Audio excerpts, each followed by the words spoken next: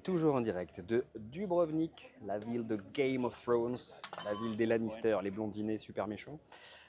Aujourd'hui, dernière vidéo sur la série des regrets. Tu sais, on a regardé un petit peu les différents regrets qu'ont les personnes en fin de vie, juste avant de rejoindre l'éternel. Et bizarrement, le dernier regret, c'est quoi? C'est j'aurais dû travailler moins. Ça te parle, hein, toi qui es en burn-out.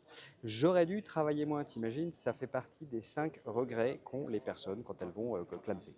Alors, combien de temps tu vas travailler dans une vie? Tu vas travailler en moyenne, hein, j'ai regardé ça sur Google, 1607 heures par an. On va imaginer que tu travailles 40 ans, fois 1607, ça fait de tête 64 000 heures. Non, c'est pas de tête, j'ai fait ça sur la calculatrice juste avant de faire la vidéo. 64 000 heures de travail tout au long de ta vie. Ça en fait hein, des heures.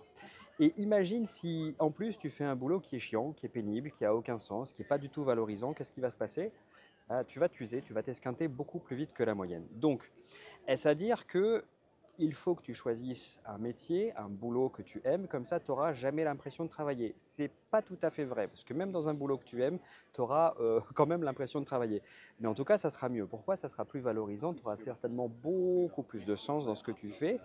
Et il restera quand même à être vigilant. Vigilant à quoi? À bien équilibrer ta vie. Je répète, tu ne travailles pas 40 ans dans ta vie. Tu travailles, si tu réduis 64 000 heures en nombre d'années, ça fait pas tant que ça fait une huitaine, ça fait à peu près 8 ans, ouais, c'est à peu près ça. 8 ans plein, hein, c'est-à-dire si on compte que tu dors pas, tu travailles les dimanches, tu travailles jour et nuit.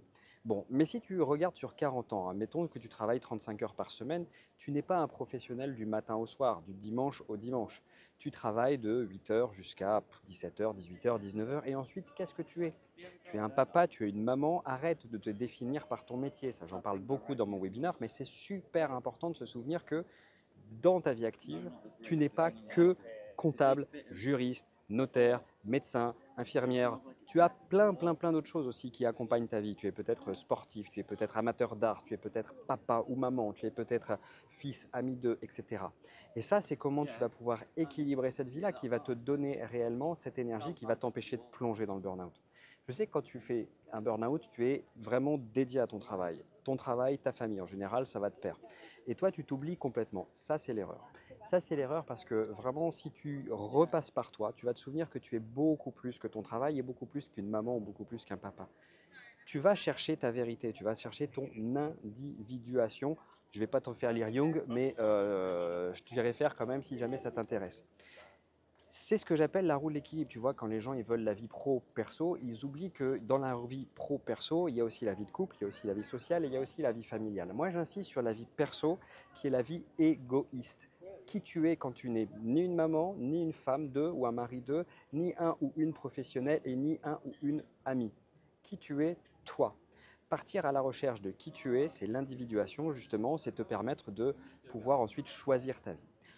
Voilà, donc j'ai des pistes comme ça. En tout cas, j'aurais dû travailler moins. Ça, c'est un regret que moi, je ne vais pas avoir parce que je vais couper la vidéo maintenant. Et je te retrouve demain.